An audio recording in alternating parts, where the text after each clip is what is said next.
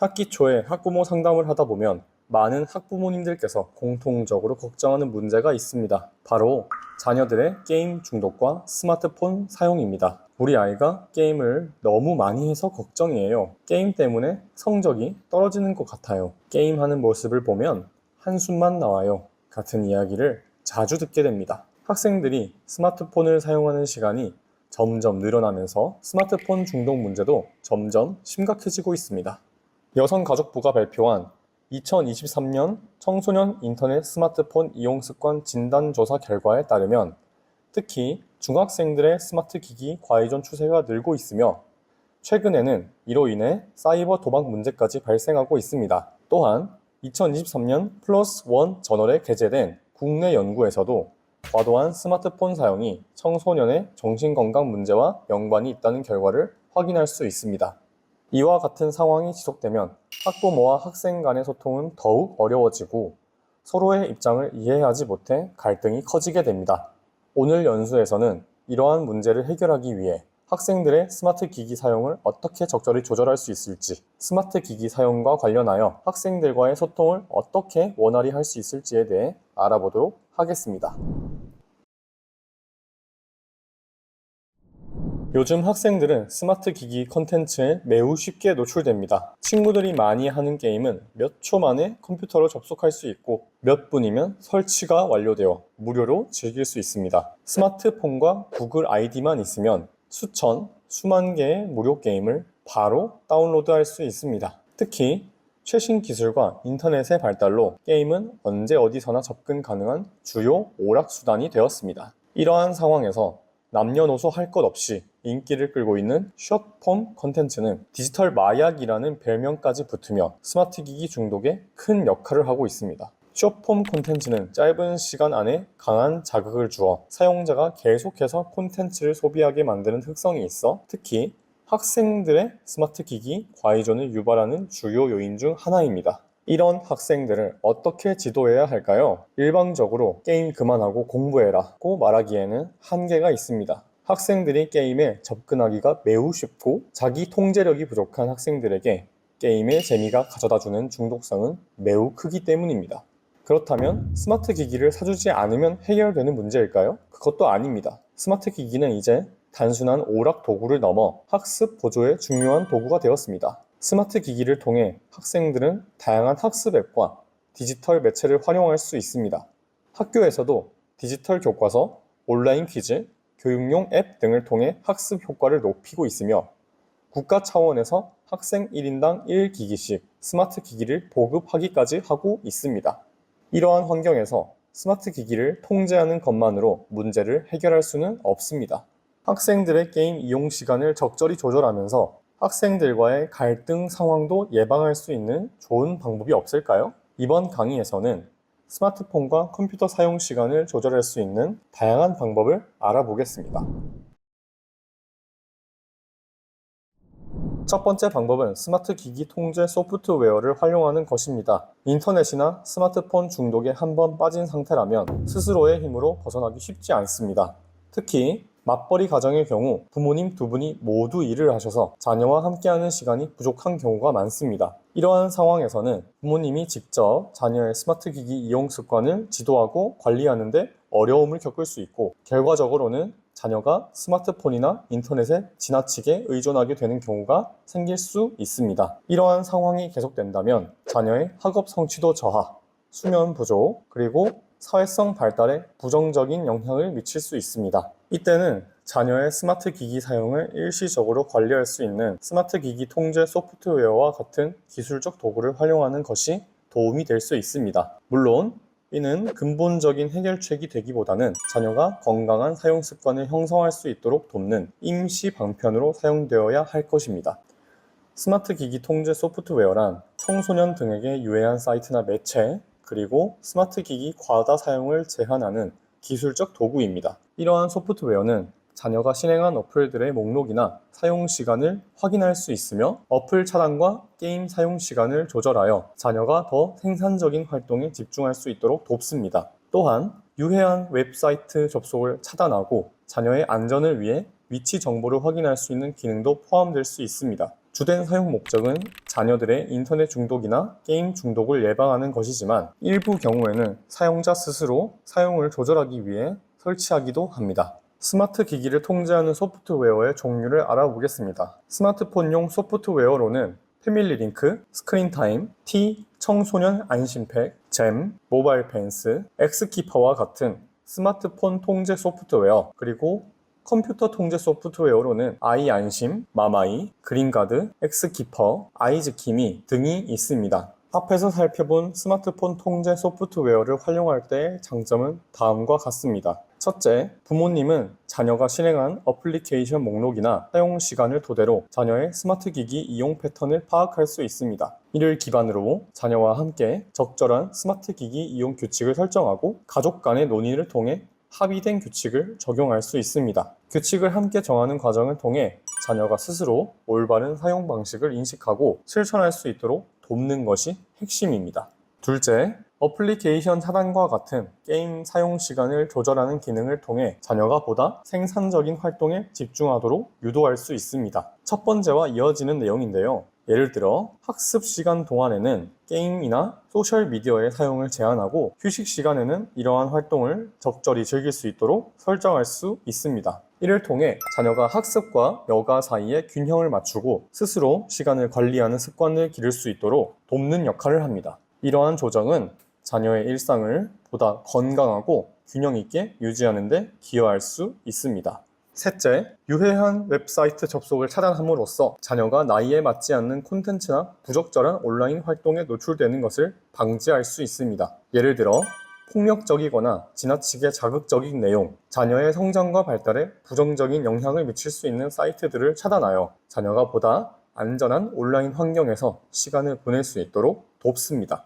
이는 자녀의 정서적, 심리적 건강을 보호하는 데 중요한 역할을 하며 올바른 인터넷 사용 습관을 형성하는 데 도움을 줍니다. 넷째, 실시간 위치 확인 기능을 활용하는 것도 자녀의 안전을 지키는 방법 중 하나로 고려될 수 있습니다. 자녀의 위치를 확인할 수 있는 기능을 통해 부모가 행방을 파악할 수 있게 되면서 조금 더 안심할 수 있게 만드는 효과가 있습니다. 하지만 이 기능은 자녀의 프라이버시 존중이라는 측면에서 조심스럽게 접근해야 합니다. 자녀가 지속적으로 감시받는 느낌을 받을 수 있어 정서적 불편함이나 불신을 초래할 수 있다는 점도 고려해야 합니다. 따라서 다른 방법으로 자녀의 안전을 확보하기 어려운 상황에서만 신중하게 사용해야 할 것입니다. 다섯째, 주고받은 문자 내용을 분석하는 기능을 통해 자녀가 겪고 있는 문제를 조기에 파악할 수 있는 방법도 있습니다. 예를 들어 자녀가 사이버 괴롭힘이나 따돌림과 같은 어려운 상황을 겪고 있음에도 부모에게 직접 말하기 어려워할 때 이러한 소프트웨어를 통해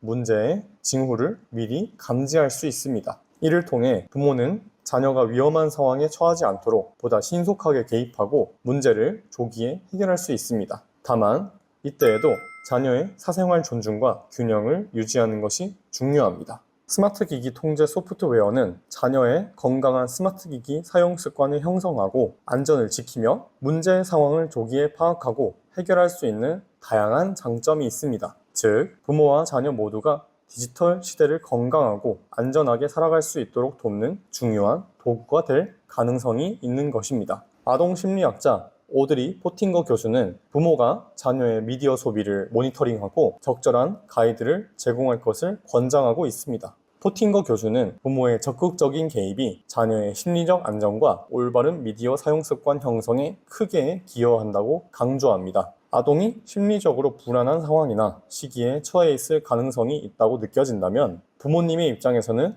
무조건적으로 미디어 소비를 방치할 것이 아니라 오히려 적극적으로 개입할 필요성이 있다고 주장하고 있습니다.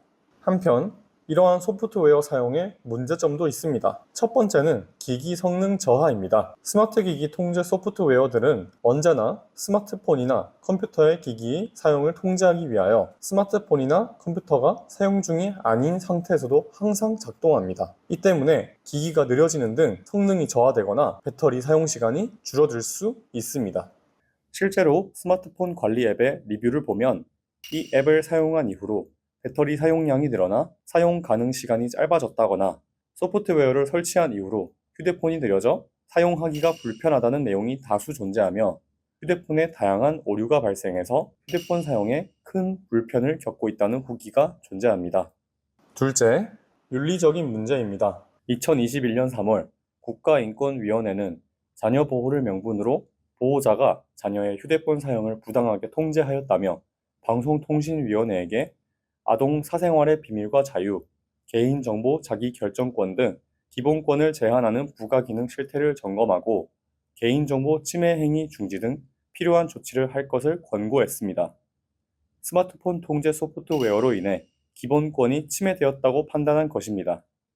스마트폰 통제 소프트웨어 중에서는 자녀가 보내는 문자 메시지 내용의 일부를 볼 수도 있고 어떤 파일을 저장하고 있으며 어떤 웹사이트에 접속하는지까지 알 수 있는 것도 있습니다. 더 나아가 실시간 위치 추적 기능이 있기도 합니다. 자녀 입장에서는 과도한 사생활 침해라고 느껴질 수 있는 부분입니다. 실제로 스마트폰 관리 소프트웨어의 리뷰들을 살펴보면 이 앱을 사용한 이후로 사생활 침해가 너무 심하게 느껴지고 자유시간을 방해받는 느낌이 들며 친구와 나눈 문자 내역을 부모님이 모두 보게 되는 것이 정신적으로 힘들어 부모와 자녀 관계도 좋아지지 않는 느낌이 든다는 후기가 많습니다.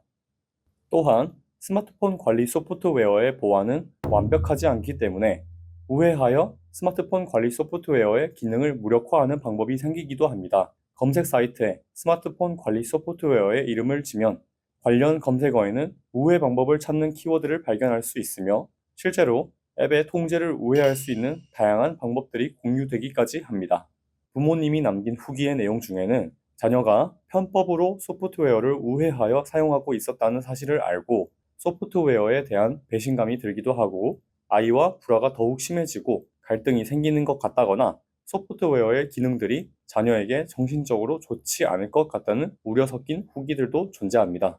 김영심 숭실대 아동학과 교수는 스마트 기기 사용 시간을 미끼로 아이의 행동을 강요하는 것은 말 그대로 강제적일 뿐 자율적인 행동 변화가 아니기 때문에 일시적인 행동 변화에는 효과가 있을지 몰라도 장기적인 훈육 효과는 없다고 말하기도 합니다. 이러한 소프트웨어를 도입하기에 앞서 각 가정에서는 자녀가 안전한 환경에서 지내기를 바라는 부모님의 마음과 사생활 보호라는 자녀의 마음을 저울질할 필요가 있습니다. 자녀 입장에서 자신의 기기가 늘 감시당한다는 마음을 가지게 된다면 자녀의 정서에도 부정적인 영향을 줄 수 있습니다. 스마트 기기 통제 소프트웨어를 도입하고자 하는 가정에서는 먼저 이 소프트웨어의 기능을 충분히 이해하는 것이 필요합니다.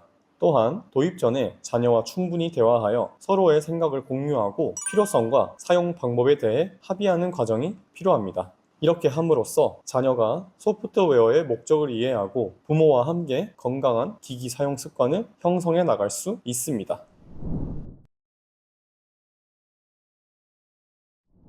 이번에는 게임과 관련한 학생 상담 방법을 살펴보겠습니다. 게임과 관련하여 학생들과 어떻게 대화해야 할까요? 첫 번째로 교사나 학부모가 게임을 먼저 이해하는 것이 도움이 됩니다. 학생들이 즐기는 게임의 이름, 규칙, 특징 등을 알아보면 대화가 원활해집니다. 예를 들어 학생이 자주 하는 게임의 캐릭터나 레벨 시스템을 이해하고 그 게임에 대해 관심을 보여주는 것이 좋습니다. 두 번째로는 학생들이 처한 환경을 살펴봐야 합니다. 건국대학교 문화 콘텐츠학과 교수 정의준의 연구에 따르면 게임 과몰입 청소년의 60%가 1년 내에 정상으로 돌아온다고 합니다. 5년 동안 과몰입 상태를 유지한 학생들은 처음에 과몰입으로 판정된 학생들의 1.5%도 되지 않았다고 합니다. 이어서 학생들의 게임 중독에 가장 큰 영향을 주는 변이는 게임 시간 자체가 아니라 자기 통제력이며 자기 통제력에 큰 영향을 주는 것은 스트레스였다고 합니다. 부모의 간섭 정도도 자기 통제력에 큰 영향을 미쳤는데 부모님의 간섭이 과하게 높거나 적절한 감독 없이 과하게 낮은 경우에도 자기 통제력이 낮게 나타났다고 합니다.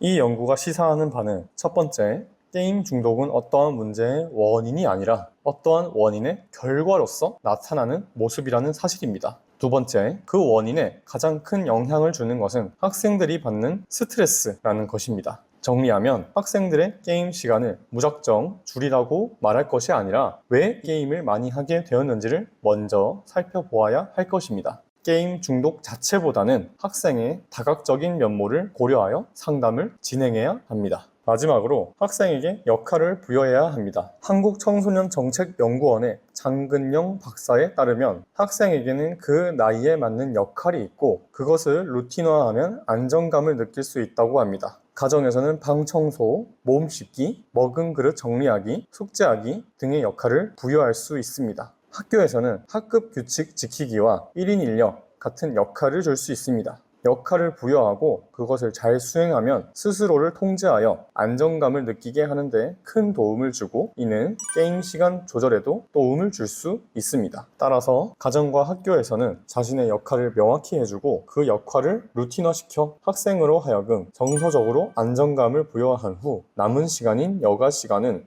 나의 역할과 루틴에 지장을 주지 않는 선에서 할 수 있도록 안내해야 합니다. 예를 들면 집에서 학생이 게임을 하려고 한다면 집안일, 하기로 한 일 제대로 했니? 라고 먼저 묻고 끝내기 전까지는 함부로 게임을 할 수 없도록 약속해야 합니다. 학교에서도 마찬가지로 본인의 역할을 다하지 않고 노는 아이들에게 수업 과제나 1인 인력을 마치고 할 수 있도록 해야 하며 그 이후에 쉬는 시간 등 스스로의 여가 시간에는 루틴에 지장을 주지 않는 한 개입을 최소화하여 자유를 보장하여 자율성을 존중하는 방식으로 정서 발달에 도움을 주어야 합니다. 지금까지 스마트 기기 사용을 통제하는 소프트웨어의 종류, 기능과 장단점, 스마트 기기 사용과 관련한 대화 방법을 알아보았습니다. 오늘 강의를 통해 교사 여러분들이 상담과 자녀 교육에 많은 도움이 되시기를 바랍니다. 이상으로 오늘 강의를 마치겠습니다. 감사합니다.